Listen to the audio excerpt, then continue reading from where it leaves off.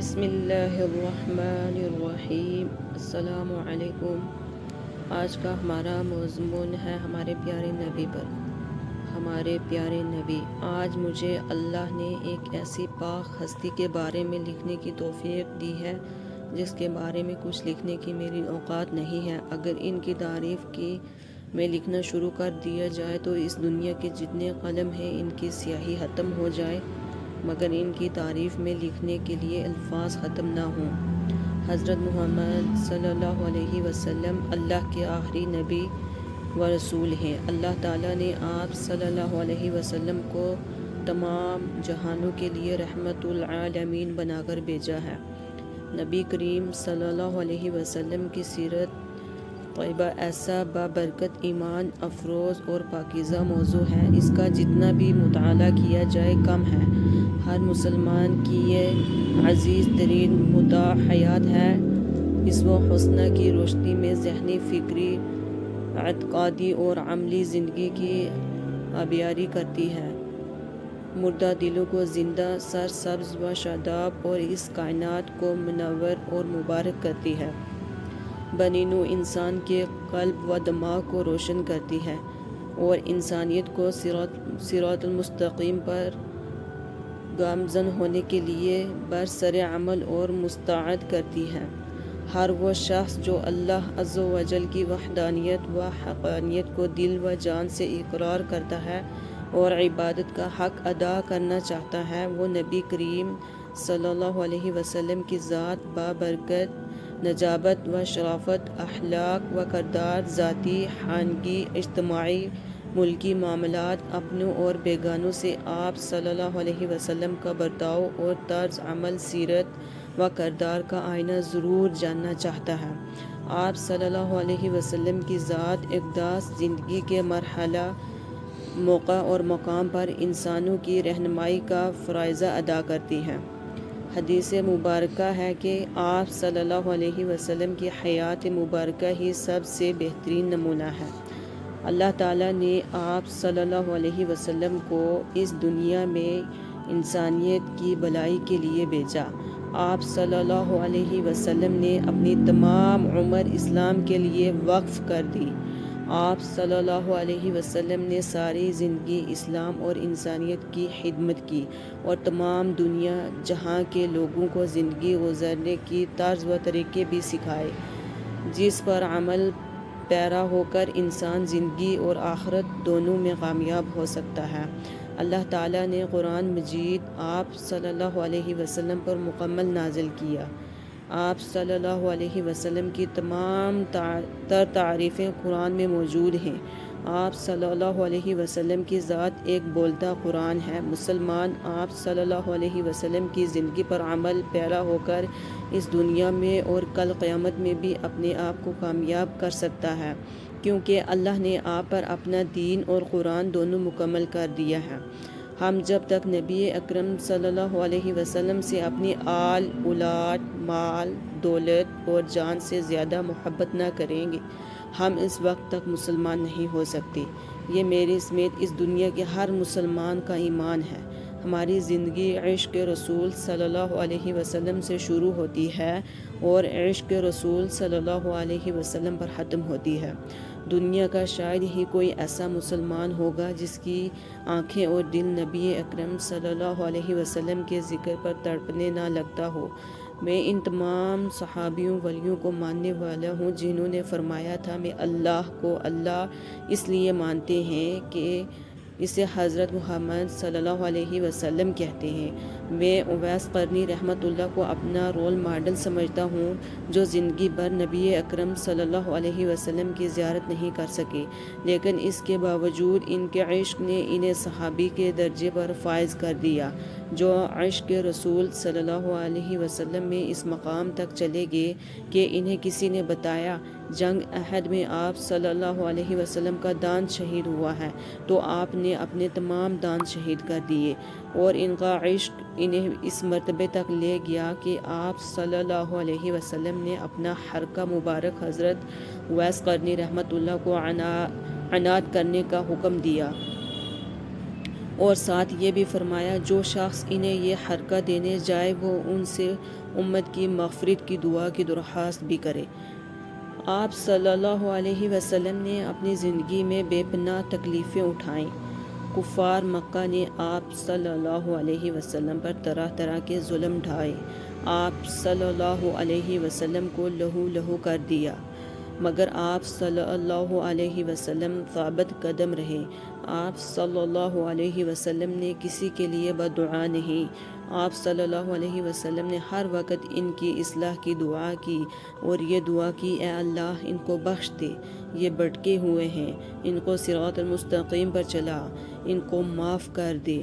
آپ صلی اللہ علیہ وسلم کی زندگی ایک بہترین نمونہ ہے۔ آپ صلی اللہ علیہ وسلم نے زندگی بھر انسانیت کی خدمت کا سبق دیا، زندگی کے ہر شعبے میں انصاف اور حق بات سے فیصلہ کیا اور دنیا کو یہ سبق سکھایا کہ زندگی کے ہر شعبے میں ایمانداری اور سچائی سے فیصلہ کرنا ہے، جس سے اللہ کی ذات آپ سے خوش ہو۔ مجھے نبی اکرم صلی اللہ علیہ وسلم کی ذات سے محبت عشق ہے اور میں اس عشق میں غازی علم دین شہید کی موت مرنا بھی چاہتا ہوں اور حضرت بلال اور حضرت اویس قرنی کی زندگی کا خواستگار ہوں۔ لیکن اس کے باوجود ایک سوال میرے ذہن میں ہمیشہ اٹھتا ہے۔ میں اکثر سوچتی ہوں کہ میں عشق رسول صلی اللہ علیہ وسلم میں ایک منٹ میں اپنی جان دینے اور جان لینے پر تیار ہو جاتے ہیں، لیکن آج تک ہم نے نبی اکرم صلی اللہ علیہ وسلم کے کسی فرمان، کسی حکم پر صحیح طرح سے عمل نہیں کیا۔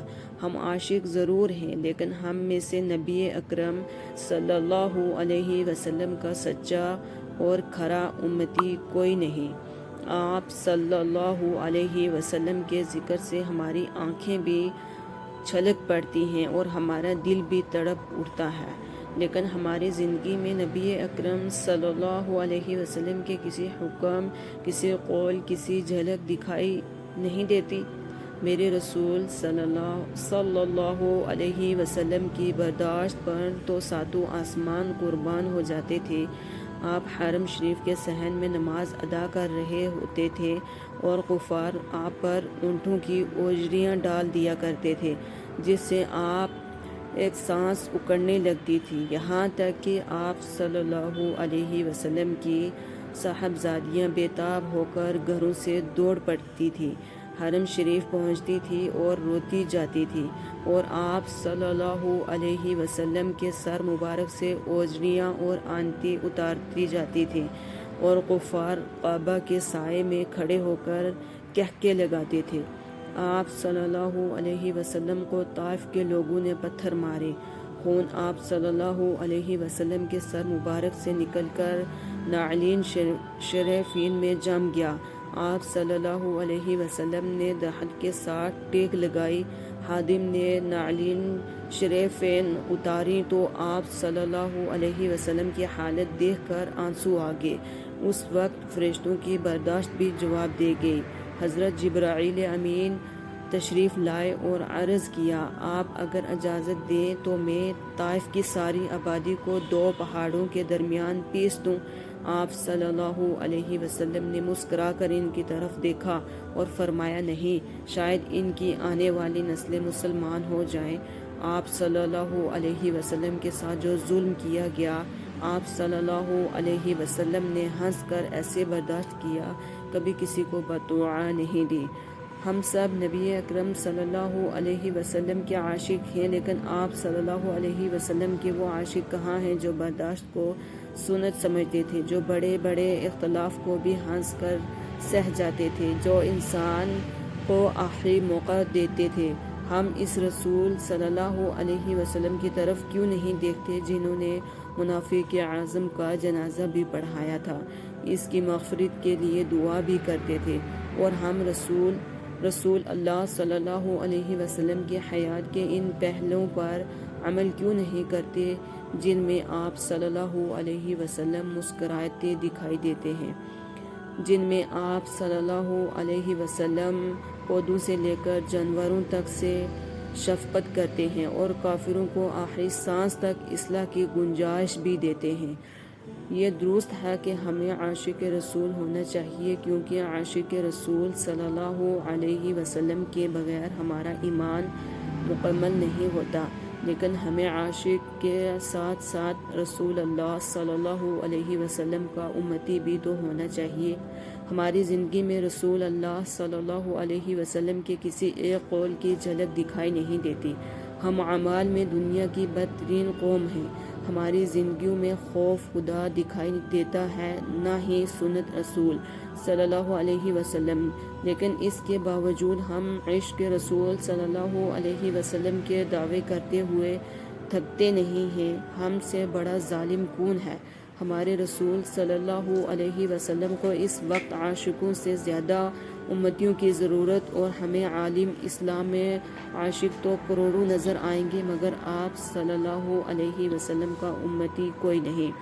اللہ تعالیٰ نے انسان کو اس لیے پیدا کیا تھا کہ انسان اپنی زندگی میں روزمرہ کے کام کاج کے ساتھ ساتھ اللہ کی عبادت اور اس کے رسول صلی اللہ علیہ وسلم کی پیروی بھی کرے۔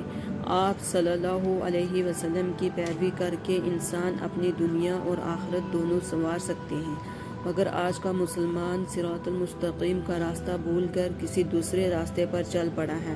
اللہ سے دعا ہے کہ اللہ ہم سب کو حضرت محمد صلی اللہ علیہ وسلم کی زندگی پر عمل پیرا ہونے کی توفیق عطا فرمائے، تاکہ ہمارے اس عمل سے اللہ اور اس کے رسول دونوں خوش ہوں اور ہماری آخرت بھی سنور جائے۔ آمین ثم آمین۔